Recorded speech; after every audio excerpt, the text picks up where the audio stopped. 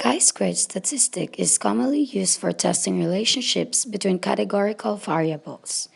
So the first thing that we need to ask is that what are these variables?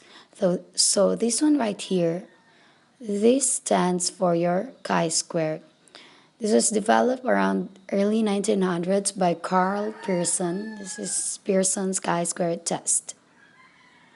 So this one right here, that stands for a sum.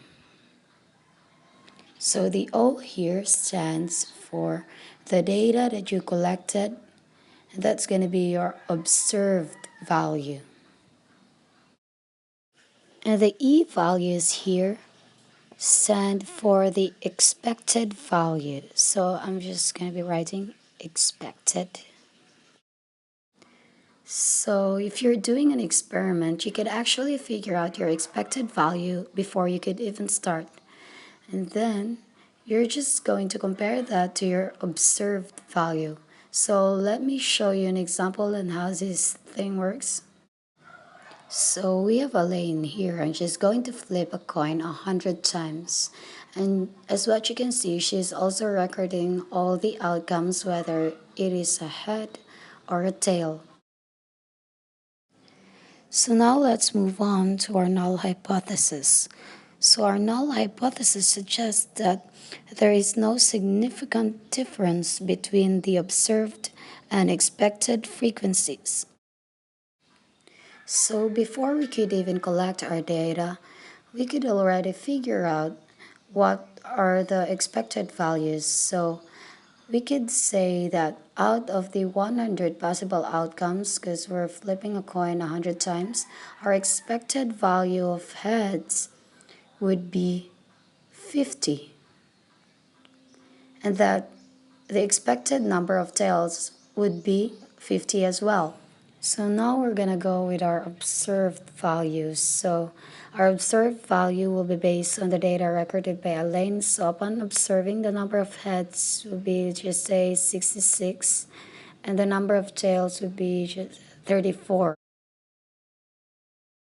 So now we're going to try to use our chi-square formula and try to come up with a critical value. So first we're going to solve for the number of heads. So O minus E squared over E.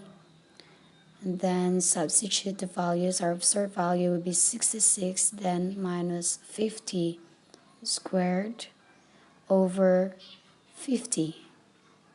Now we're going to solve as well for the tail. So that would be O minus E squared.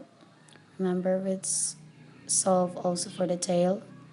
And then substitute the values. Our observed value with 34 minus 50 squared over 50. So remember the formula that we introduced last time, that there is a symbol sum, which means we're going to be adding some values.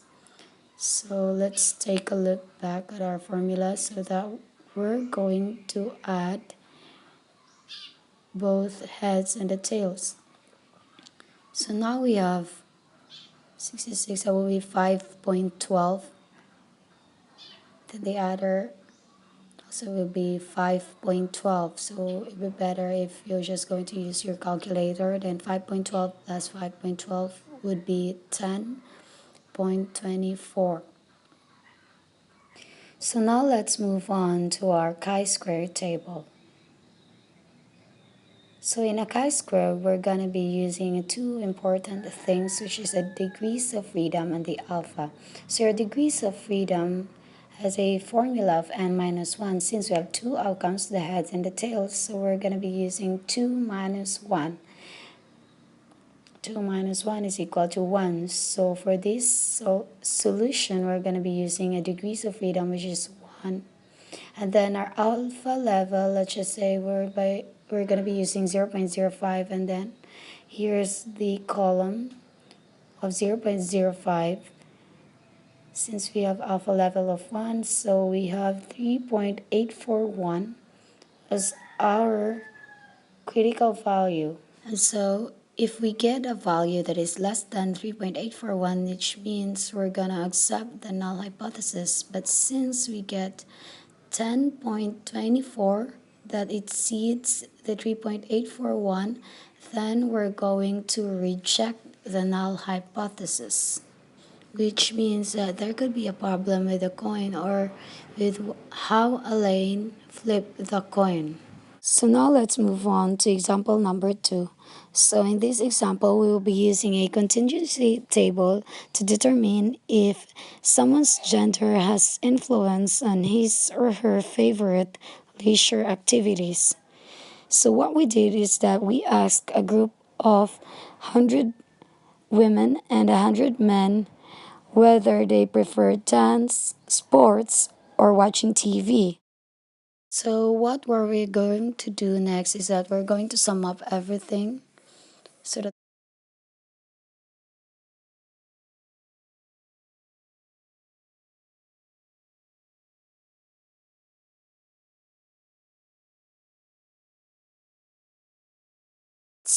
so the next thing that we're going to find is the expected value. So how are we supposed to find this one? So we're gonna be using a formula to find the expected value. So the formula for the expected value is that expected value of women who prefer dance is equal to the total number of women surveyed, then multiplied it to the people who prefer dance over the total number of respondents. Since we have 44 as a total number of women, then we have 40 as the number of people who prefer dance. Then we have 100 as the respondents. Then we're just going to substitute those numbers to the formula. And then we're going to come up with 20.24. So 20.24 is the expected value of women who prefer dance. Now we're just going to do the same thing for the men. So the expected value of men who prefer dance is equal to the total number of men, then multiplied by the total number of people who prefer dance, then over the total respondents, equal to, since we have 56 as a total number of men, then 46 is like the same as the other, and 100 total of respondents, then we're just going to substitute it to the formula. And we're going to come up with 25.76. Since we know already how to solve for the expected value, we're just going to do the same thing to the other expected values as well.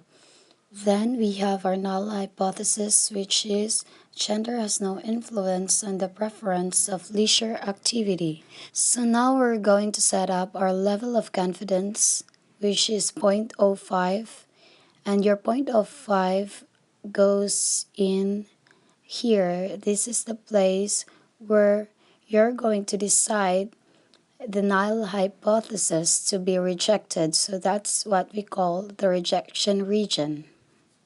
Since we now have our alpha level of 0.05, we're going to be needing also for the degrees of freedom. So here's the formula for the degrees of freedom, rows minus 1 multiplied by the number of columns minus 1. So now let's take a look at our table. Here you can see that we have 2 rows for the women and the men. So rows is equal to 2. Then we have also the number of columns, dance, sports, and TV, which is equal to 3. So our columns is equal to 3. And now we're going to solve for our degrees of freedom. So rows minus 1, which is equal to 2 minus 1. Then column 3 minus 1. 2 minus 1 is equal to 1, and 3 minus 1 is equal to 2. Then 2 times 1 is 2. So our degrees of freedom is 2. So now we're going to locate that in our chi-squared table. Since we have degrees of freedom of 2 and our alpha level is 0.5, then we're going to find their intersection.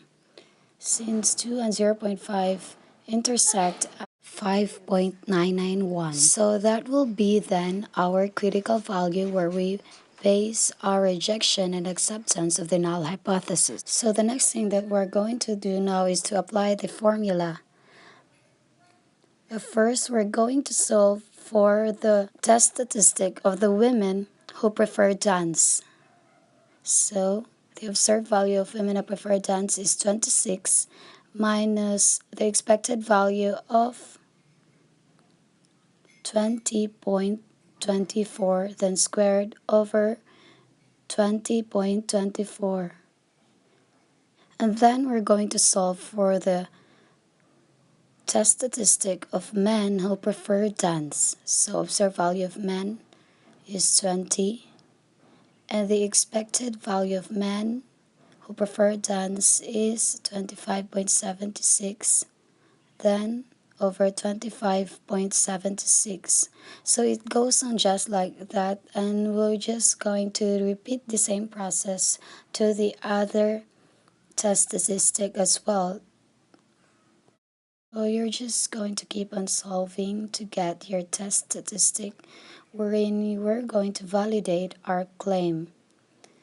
We're going to check whether this test statistic exceeds the rejection region or it could be accepted, so 5.86.